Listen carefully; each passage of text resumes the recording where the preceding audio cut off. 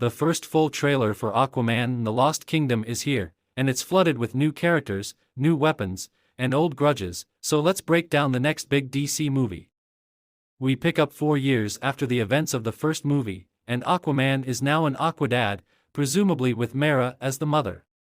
Longtime DC fans may be triggered by the word Aquababy, because there's an infamous comic from the 70s where little Arthur Curry Jr. is kidnapped and murdered by Black Manta, who suffocated him with oxygen due to his aquatic physiology. Luckily, it seems like movie-Aquababy is amphibious and won't suffer that exact fate, but this film is all about Black Manta's quest for revenge against Aquaman, so don't be surprised if he winds up in some sort of peril. In the next scene inside this menacing hammerhead submarine is none other than Black Manta. He wants to destroy Aquaman and everything he holds dear because he blames him for the death of his father, as seen in the first movie. Black Manta was a side villain the first time around, but now he's the main villain of the sequel.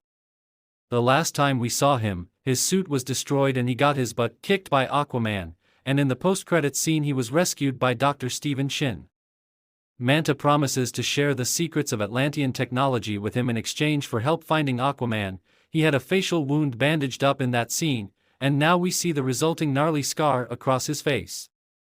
Manta says he wants to murder Aquaman's family and burn his kingdom to ash, and we see his ship attacking Atlantis and going after Queen Atlanta, and up on the surface Arthur finds his father's home destroyed and on fire. That's the last place we saw his dad and his child, so Manta seems to be making good on his word. We then see Manta using his giant helmet lasers to blow up some poor fish people who were just in their fish cars trying to get to work in the morning. He's hitting Arthur everywhere, it hurts from all angles. In the next scene we see the two brothers go on a journey, and they appear to arrive in the titular Lost Kingdom, which is a wondrous jungle filled with bizarre sights like giant blue flowers and volcanoes with green smoke.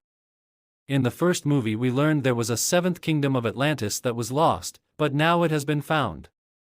In the next scene we get a few details on the origin of Black Manta's fancy new mythic weapon, the Black Trident.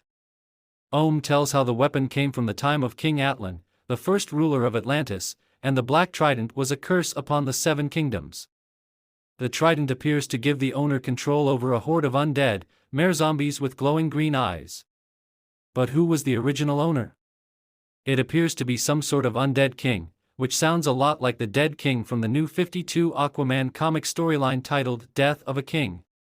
In that comic, the evil Dead King is actually King Atlan, and he didn't have a black trident but a magic staff that controlled the monsters of the trench, those terrifying sea creatures from the first film.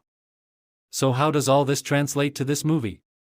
Well, our theory is this mystery villain is a new version of the Dead King who is obviously not King Atlan like in the comics.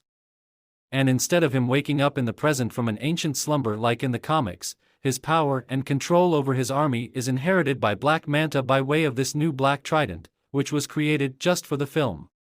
Basically, they're taking all of the cool stuff from the Dead King story, remixing it, and giving it to Black Manta to make him a more formidable foe for Arthur. Another piece of evidence that supports this theory is the fact that the Dead King has icy powers, which would explain all the ice that cracks and falls from the movie logo.